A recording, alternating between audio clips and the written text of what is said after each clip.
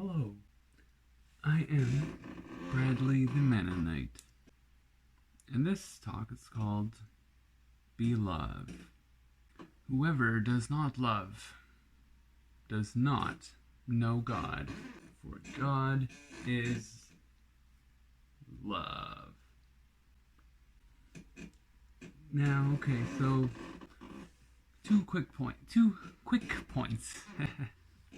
There's a lot of debate about what exactly love is, don't you know? But the term used in this ancient text is a Greek word called agape. Now, agape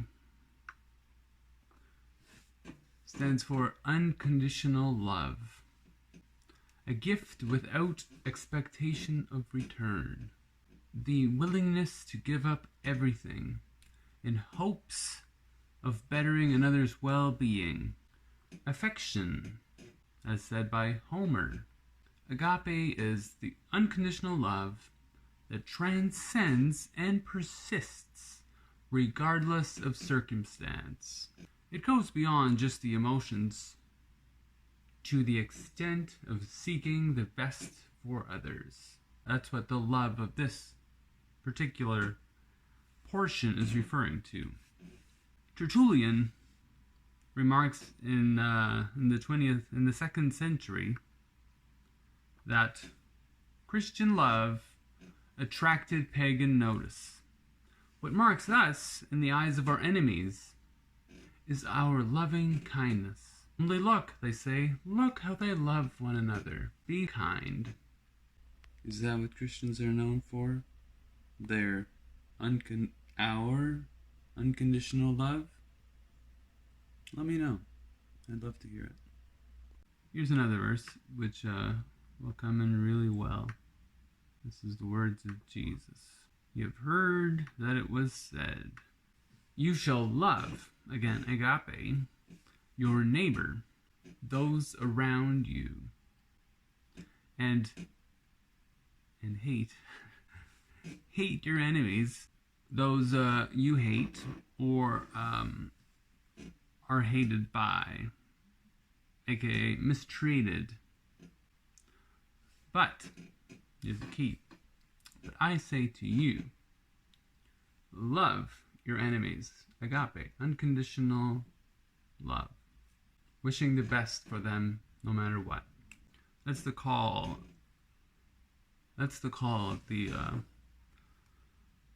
of the source of this thing we call Christianity, or at least what it used to be. Pray for those who persecute you, wishing them well for those who mistreat you. Express your wishing of their well-being for those who persecute you, who enact their mistreatment of you. And why? So that you may be sons of your Father who is in heaven. But which, it just means by unconditionally accepting even those who mistreat you, we represent that unconditional love, that unconditional acceptance which we claim. We represent this unconditional love, for he makes his sun to rise on the evil and on the good, and sends rain on the just and the unjust. Love treats all so to improve their well-being, regardless of their mistreatment towards you. For if you love those who love you, what reward have you? aka, treating those who treat you well is easy. Everybody's doing it. Dun, dun, dun, dun. What's hard is doing good to those who hurt you. That's where the gravel hits. And to add a radical reading to this, then, agape, or unconditional love, is the death of God. It's God's surrender into the world. Kenosis is the term that we use to describe this. It's God's disappearance into the abyss.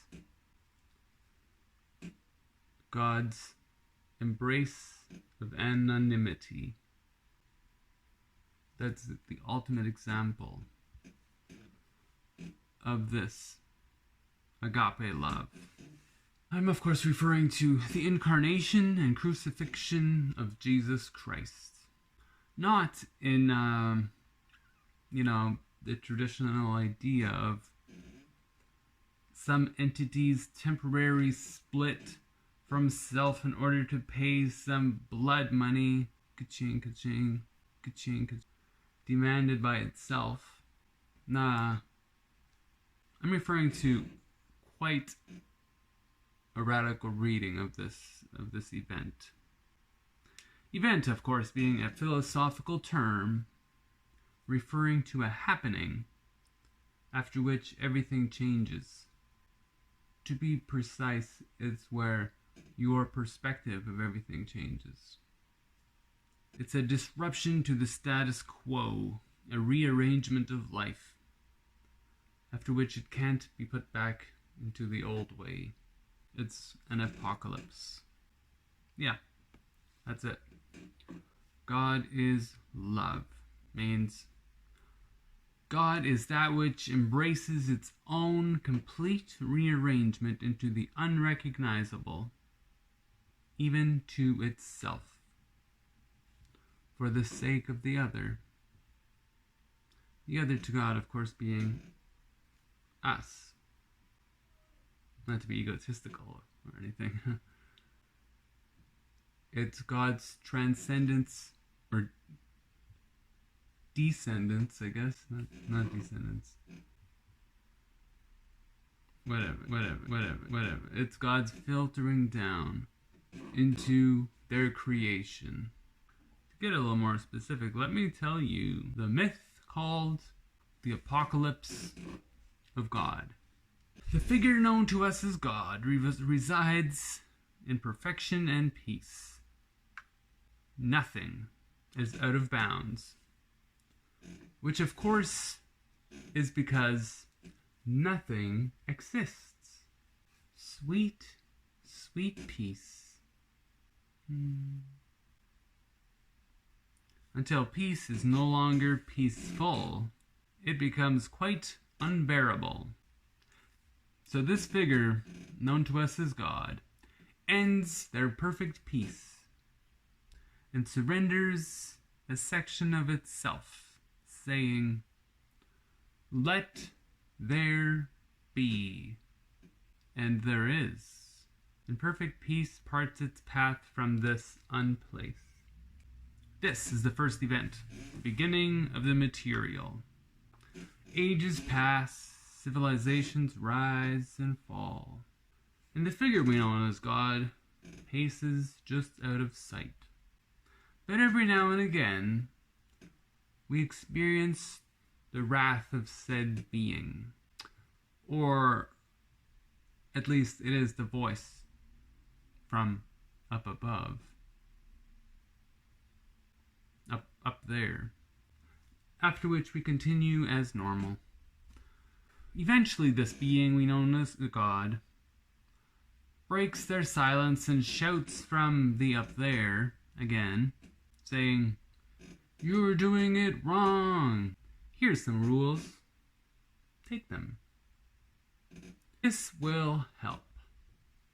We all lose our minds, of course. Voices from up there. Who wouldn't lose it? Anyway, after we receive said rules, we continue as normal. Okay. Muses the figure we know as God, or the voice from up there. "You have to kill your animals," the voice says. "When you do bad things, you have to kill animals. That'll make you stop."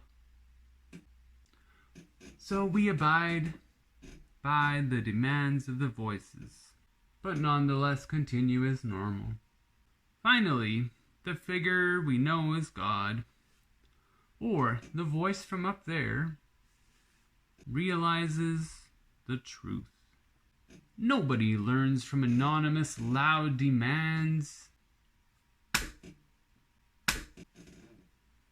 And the figure we know as God says, I'll become one of them, and I can show them what I meant. So the figure we know as God empties themselves, remember the funnel, into the material world, into a human form, to a human body. They vacate their safety and embrace their apocalypse. This is the second event of God. They then proceed to teach us about the journey of agape. They've been, and still are, sneak peek, still are on. And the people, we the people, are enthralled. Who wouldn't be at the idea that we can be free from the demands of the powerful, right? Power to the people. But wait, the powerful still remain. And the powerful are not enthralled. They reject the other. They reject the strange. They reject love. And they kill God. That's what I mean. That is the death of God. The absolute apocalypse of the Almighty. The third event of God. The end. It is finished. Oh, wait. Here's the punchline. Be love. Be willing to forsake everything for the bettering of those around you. Be disciples of love. And embrace your own apocalypse. Be disciples of the God who embraces their own apocalypse. This wasn't the end earlier. This is, or as it will be, the fourth event of God, the resurrection, the kingdom of God, the kingdom of love, which you now know is that place in which the willingness to give up one's own way for another is the norm. This is love. This is the story of the Almighty I keep saying transcending. Of the Almighty lowering themselves for the betterment of their people. Where 2 or 3 are gathered in my name, says love, I am there. Wherever you get together to be love, you're already doing it. Alright, thank you.